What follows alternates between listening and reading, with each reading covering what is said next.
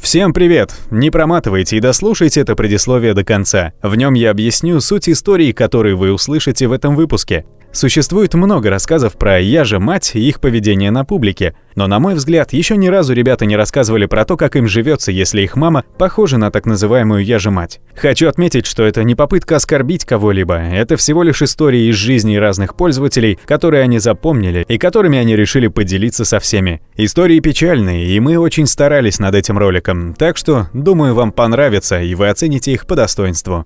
Мое имя Элизабет, и сейчас мне 19. Начну с того, что меня воспитывала мать-одиночка, которая была, как мне кажется, психически неуравновешенной. У нее всегда были все виноваты, все были ей должны. Она многого пыталась добиться, пользуясь тем, что у нее маленький ребенок. Вы, возможно, спросите, а где был отец? А я вам скажу, отец не выдержал постоянные упреки и недовольство матери, и я его прекрасно понимаю и не сержусь на него. К тому же он не забыл меня, и мы очень часто с ним виделись. В принципе, он дал мне все, чего хочет ребенок от отца. Я ни в коем случае не жалуюсь и не хочу, чтобы меня жалели. Я просто попытаюсь перечислить все минусы и негатив, который достался мне в детстве.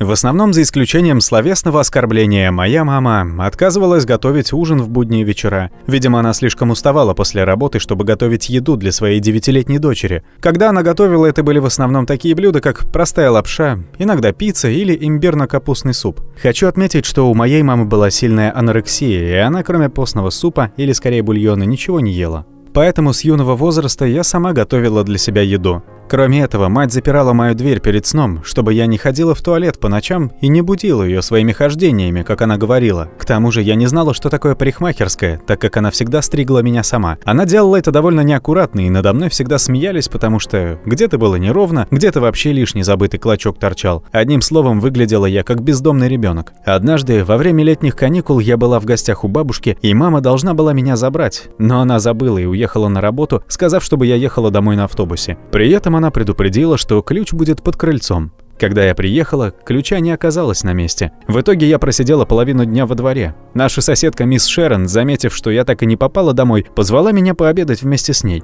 Мы вкусно покушали, и она попросила помочь с высадкой новых цветов и уходом за ее цветочной лужайкой позади дома. Мы провели там весь день, и я будто побывала в другом мире. Никаких криков, недовольств и прочего. Можно сказать, отдохнула от этих постоянных мрачных и домашних будней. К вечеру приехала мама и устроила крупный скандал. Она ругала и оскорбляла соседку за то, что та притащила меня к себе. Мисс Шерон пыталась объясниться и сказала, что ей тяжело было смотреть, как голодный ребенок сидит весь день на улице, поэтому она и пригласила меня к себе. На что мама закричала в ответ: «Ты вообще не имеешь права брать моего ребенка к себе домой без моего согласия. Ты всю жизнь живешь одна без детей, и ты понятия не имеешь, каково это быть матерью и что нужно детям. Своих не смогла родить, чужого пытаешься воспитать». На это мисс Шерон ответила, что хотела сделать как лучше для меня, чтобы я была сыта и не сидела весь день на крыльце одна.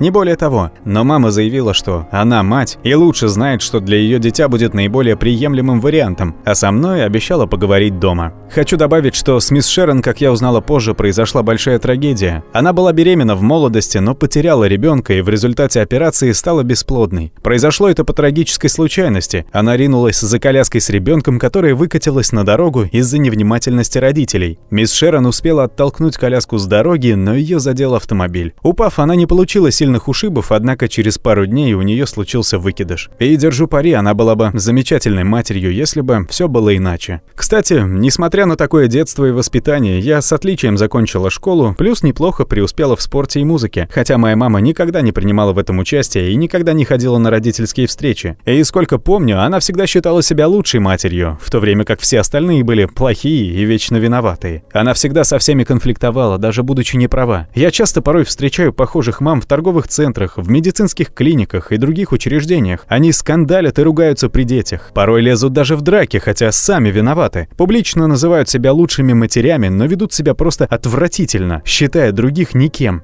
Сейчас я подрабатываю в небольшой компании и занимаюсь переводом иностранных новостных статей. Недавно я натолкнулась на массу форумов, где обильно обсуждают и делятся историями про так называемую «я же мать». Я прочла многие из них и долго ревела от того, что они похожи как 2 капли воды на то, что я пережила и увидела своими глазами в детстве. Это ужасно. У нас нет подобных обсуждений. У нас это просто называется плохое воспитание, неадекватные родители или что-то в этом роде.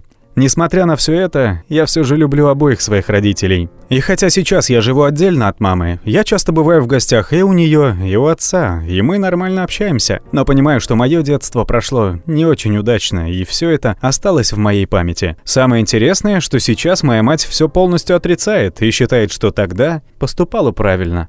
Меня зовут Джеймс. Хочу сказать, что я чувствую себя плохо, даже говоря о некоторых вещах, которые я совсем недавно осознал о моей матери. Оглядываясь назад в мое детство, я понимаю, что было несколько вещей, которые действительно причиняли мне боль. И теперь, когда я стал старше, я вижу весь ущерб, который она мне нанесла.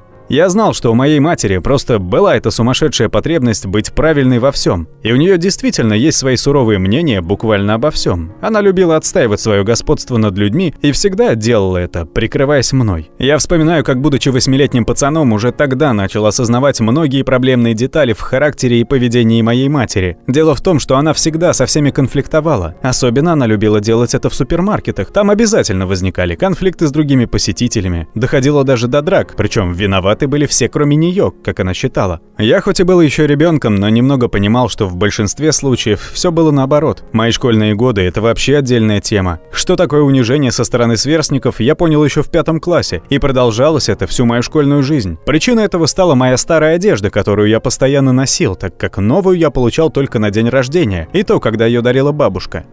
Мать никогда не покупала мне ничего даже перед новым учебным годом. Зато она все лето проводила на курортах, пока я жил у бабушки. Из-за этого все смеялись надо мной и называли неудачником и бродяжкой. Однажды матери все же пришлось выслушать от родительского комитета много неприятных вещей, в том числе то, что она безответственная мать и не следит за своим ребенком. А она в ответ устроила такой скандал, считая себя образцовым родителем, что после этого все думали, будто она сумасшедшая и не хотели больше иметь с ней дело. После этого инцидента мало что поменялось, если не считать, что мои одноклассники теперь смеялись не только надо мной, но и над ней. Подводя итог, хочу сказать, что моя мать всегда считала и считает себя лучшей в мире и никогда не слушала ничьей конструктивной критики либо советов.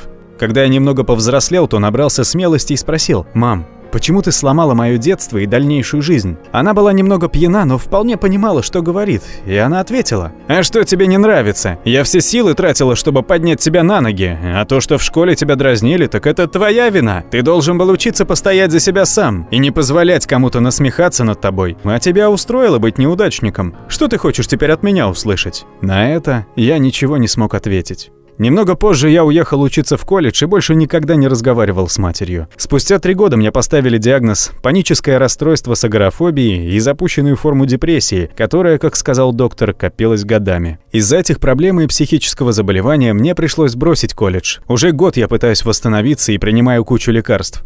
Я хочу собрать кусочки моей разбитой жизни и встать на ноги. Благодарю всех за просмотр. Очень печально, что ребята столкнулись с такими трудностями, и надеюсь, что в их жизни все наладится. Кроме этого, хотелось бы услышать ваше мнение об этих грустных и не очень простых историях. Всем счастливо, всем пока!